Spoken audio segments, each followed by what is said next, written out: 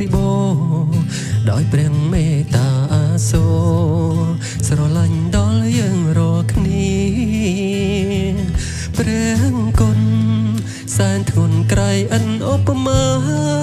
ឥតមានអ្នកណាដែលតបស្នងបានសងឡើយ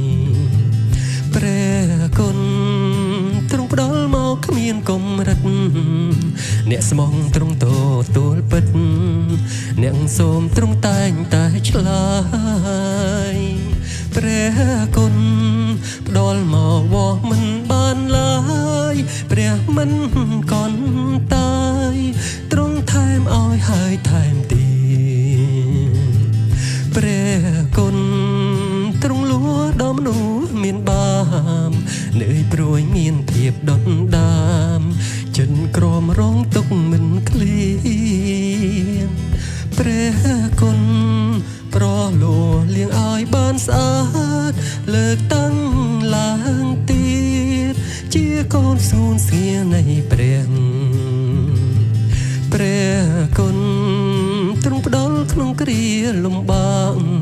រងទុក្ខរឿងមានគ្រោះថ្នាក់ដោយការបៀតបៀនយកឈ្នះព្រះគុណលួងលោមចិត្តធូរស្រឡំមានឬក្រណាំងអាចរស់ដោយក្តីអំណរព្រះគុណនៃព្រះអម្ចាស់រកគ្មានព្រះគុណផ្ដល់មកជាទានឲ្យយើងតាំងចិត្តស្មោះសរទទួល